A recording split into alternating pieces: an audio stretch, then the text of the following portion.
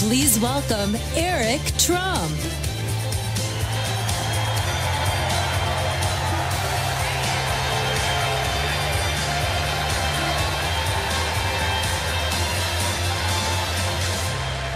Wow.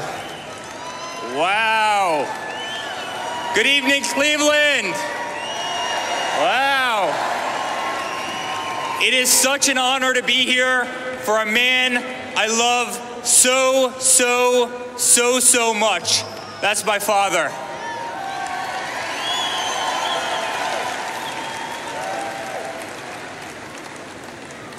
"13 months ago, my father sat my family down and told us the time had come. He could no longer sit idly by and watch our beloved country, the country that had given our family so much success, so much opportunity, crumble before our very eyes. He confirmed to us that he was prepared to announce his candidacy for President of the United States. He made sure to acknowledge that ours would not be an easy path, that we should prepare ourselves for what was to come, that we'd quickly learn who our true friends were. Without hesitation, we each committed our unwavering support. But this time, none of us could have predicted what lay ahead. The records he would break, the stadiums he would fill, the movement he would start. Today, my father stands before you with the most primary votes of any Republican candidate in the history of our nation.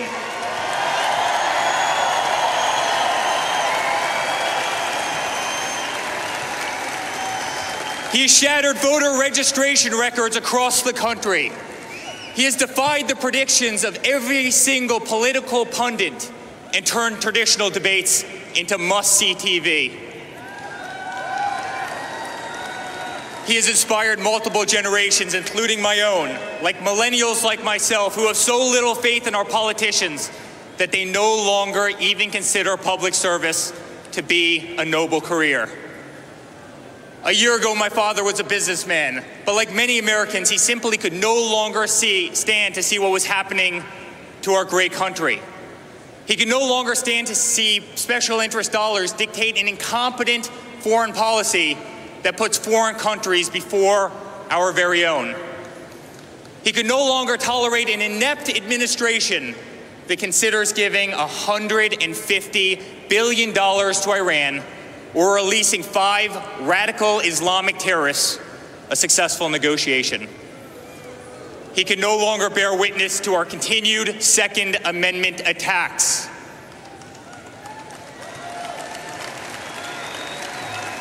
He could no longer stand to see the words Christmas stripped from public use or the Pledge of Allegiance removed from our schools in an effort to be politically correct.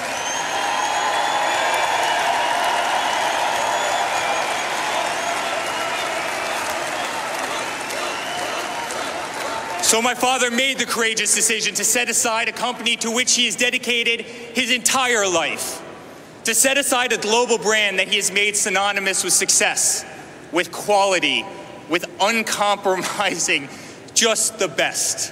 At a time when the people at the pinnacle of their career, like my father, would have held fast to a lifestyle that has truly become the epitome of the American dream, my father instead chose to give that dream back to the people it had eluded for so long.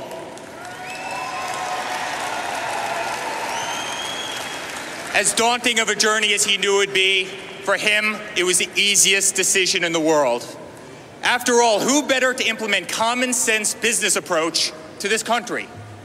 Who better to apply practical solutions to the impractical decision-making of an administration that has bred a $19 trillion debt, one which goes up by $32,000 a second and over $2 billion a day?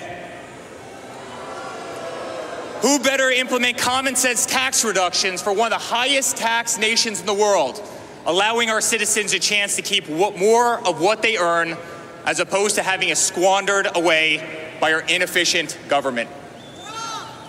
Who better negotiate the return of countless American manufacturers like Nabisco and Ford and Carrier and so many others back to the United States where they began than a man who has single-handedly employed tens and tens and tens of thousands of people around the country.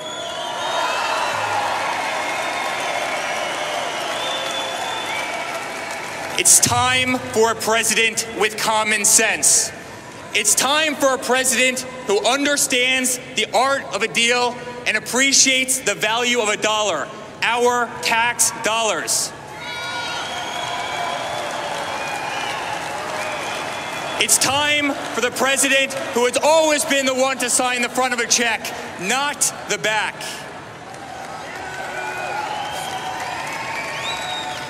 Throughout my father's career, he has been repeatedly called on by government to step in and save delayed, shuttered, and grossly over-budget public projects. Everything from the exterior of Grand Central Terminal in New York to the iconic old post office in Washington, D.C., just to name a few. Back in 1986, the city of New York tried to refurbish a simple ice skating rink in Central Park. The project dragged on for over 6 years and ballooned to over $13 million. $5 million over an already inflated budget. That's when my father, who overlooked this disastrous construction site from his office window each and every day, decided he had to step in. Disgusted by government incompetence and ineptitude, he invested $2 million of his own money in order to complete the project. What had taken the city over half a decade to botch, my father completed in less than 6 months, 2 months ahead of schedule, and over $1 million under budget.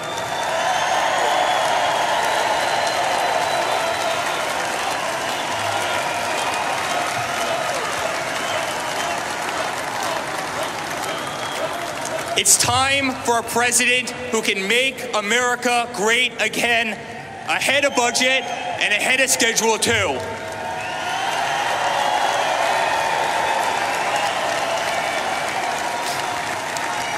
Thank you. My father has revitalized rundown neighborhoods, shaped skylines across the country, and turned dreams into reality his entire career. It's what he does.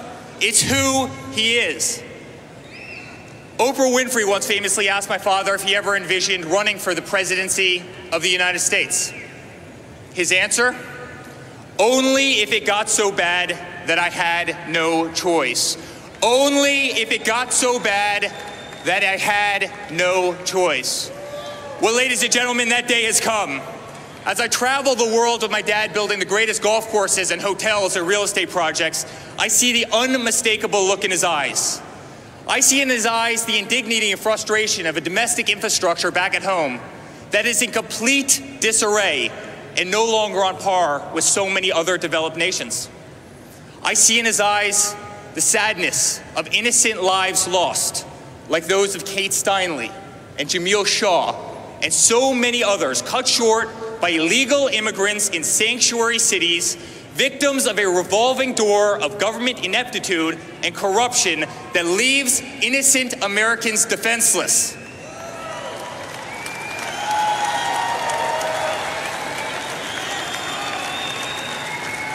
I see in his eyes the humiliation of an education system ranked 30th in the world.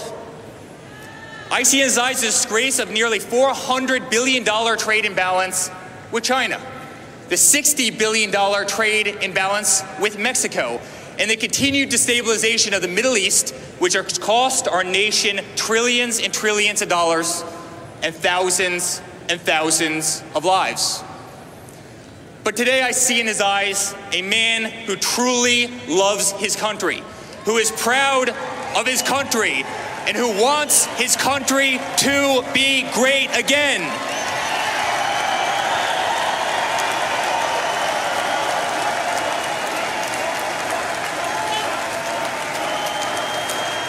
Thank you.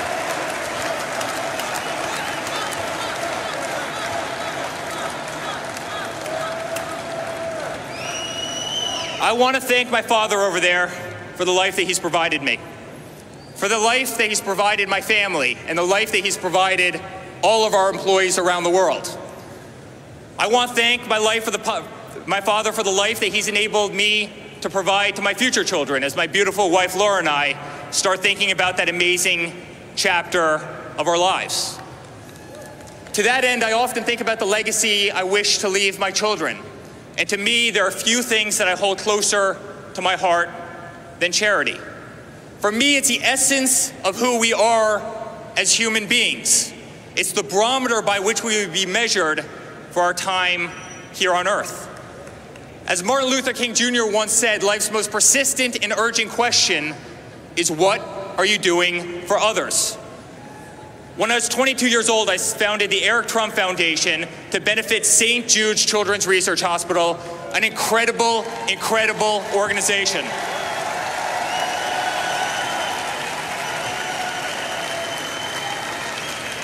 I run my foundation based on the principles my father taught me: honesty, integrity, and values. I expect other charities to be run by the same moral code, not serve as conduit for personal enrichment, not become a beacon of corruption and scandal.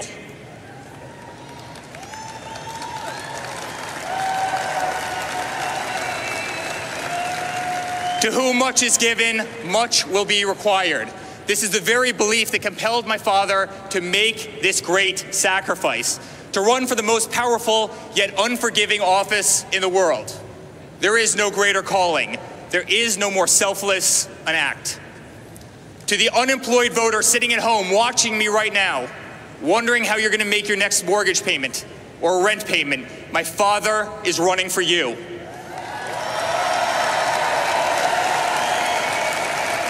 To the veteran tuning into the speech from his or her hospital who has been ignored and disrespected by an ungrateful system for far too long, my father is running for you.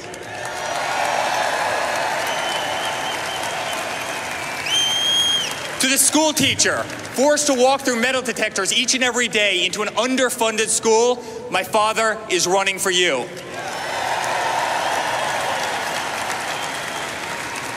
To the laborer watching me right now, forced out of a job by undocumented workers, illegal immigrants, my father is running for you.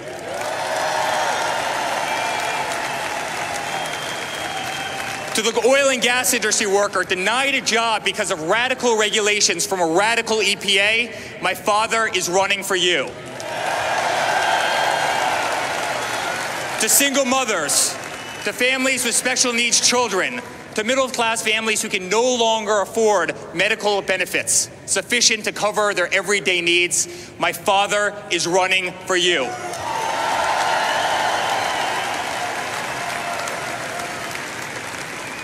This November, I ask you to be true to yourself and vote for the candidate who you know is running for the right reasons.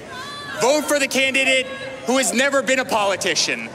Vote for the candidate who has never received a paycheck from our government.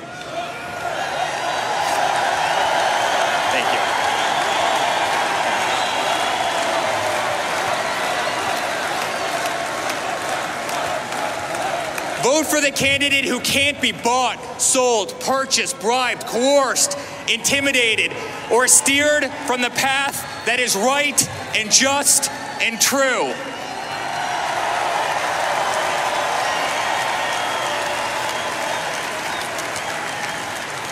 And quite frankly, friends, vote for the one candidate who does not need this job.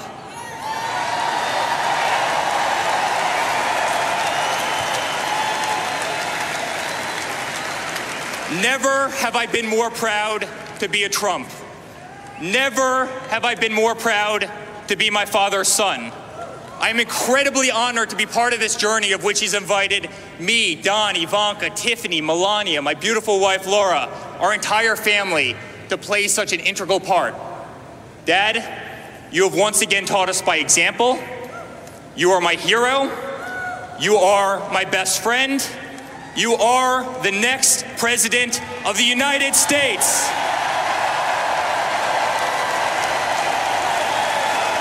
God bless America.